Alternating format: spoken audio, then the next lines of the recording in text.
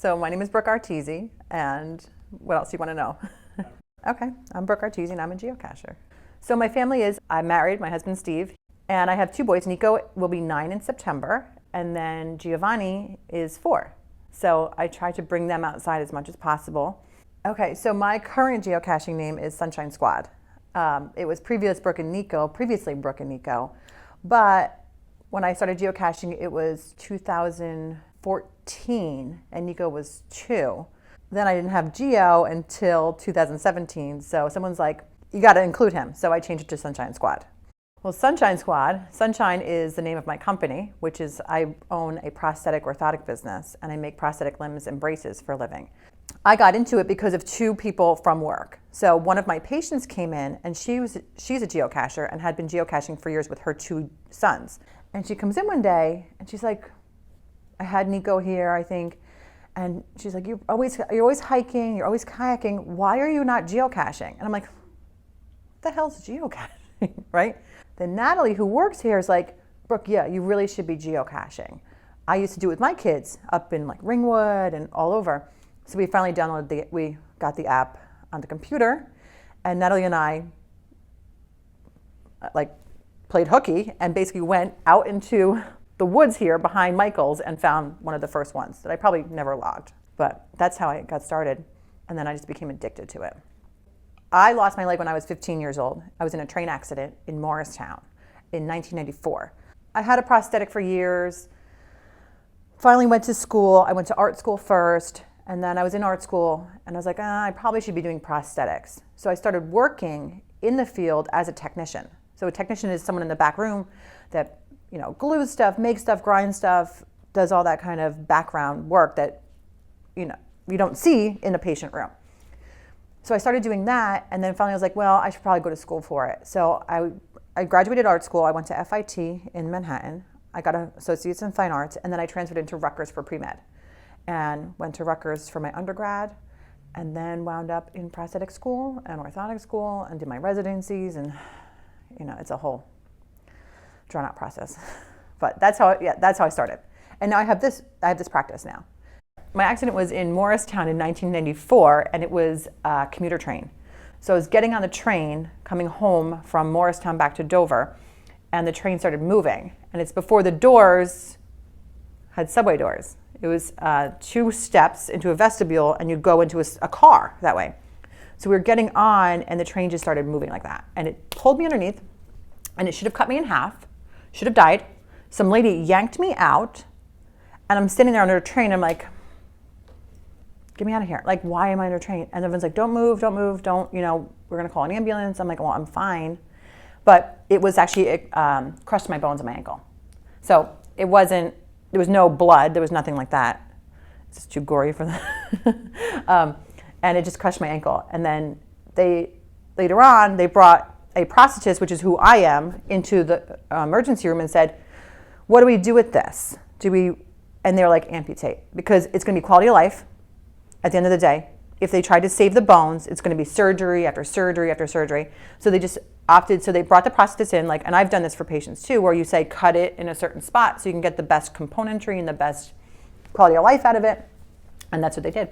And that's that person I wound up working for years, was that prosthetist, until I opened my own practice. I think it was just meant to be. I really do. I don't think it was any I always say, everything happens for a reason. Brought me on this path. I mean, here I am. I'm fine. Like I said, patients love me. Oh, we want to walk like Brooke. We want to do this, and it's an inspiration to patients too.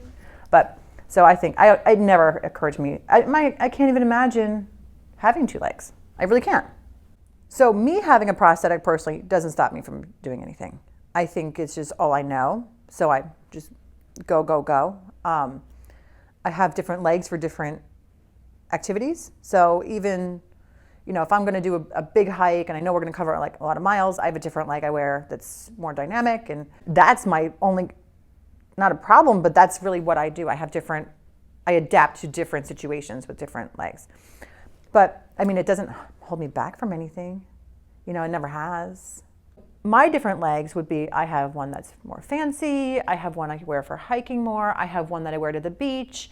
Oh, I have a running one that I would wear if I was running or playing So not like a spring that you see on TV, but more, it has, I could do lateral movements in it. So if I wanted to play tennis or softball, it shifts left to right. So it's really nice for high activity, but not so good for regular walking. When I actually wear to yoga because it's cut lower in the trim lines of the socket, and I have just one I wear to work all the time. So I have a bunch, and it's a luxury to have that. Not many patients get that. Okay, so I've hidden only 3 geocaches, and they've all been in the past year. At one point, I decided I had a leg that was here, and it was garbage, and I was like, I'm just going to throw it in the woods to scare someone.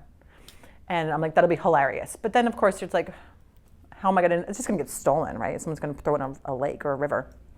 So then I was like, well, maybe I should make it into a geocache. So it sat around here. I looked at it. I painted it with some camouflage and the geocaching logo. And it looks like skin tone. It looks like a real leg. And then finally I was like, all right, I'm going to hang this from a tree. So taking some of Canoe Builder's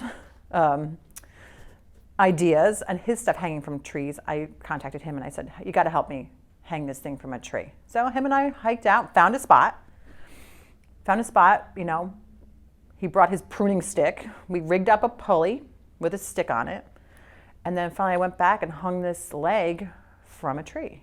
And you have to actually, it's more of a gadget cache. So you have to read the description to figure out how to get it. You can get it down, but you can't get the log out unless you actually read the description. So it fills with water and it needs some perfecting, but it's currently in the tree in the Butler Reservoir until someone probably yells at me and tells me to take it down. Or the police get called on it.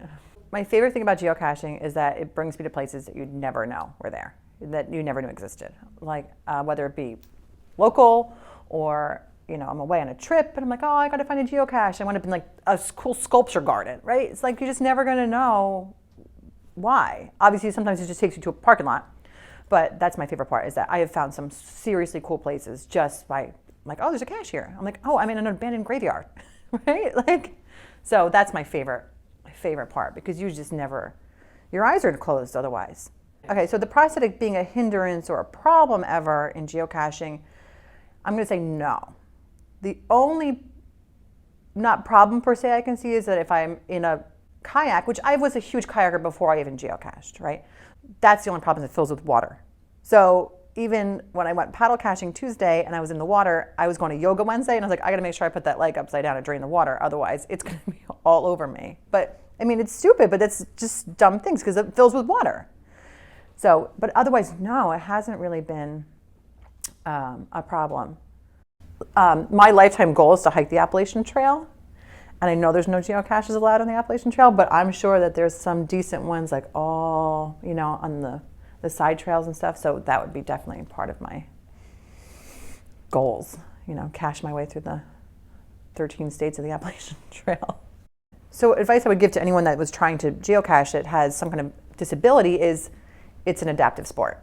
It really is. You can find it. You don't have to be climbing a mountain. You can go to a parking lot. You can go to a rail trail, right? You know, and find a series of caches, 1 or 2 caches. So it's not something that you have to be an avid hiker, kayaker, biker to do. You can do it almost anywhere, right? So yeah, that's definitely what I have to, it is an adaptive sport, the geocaching.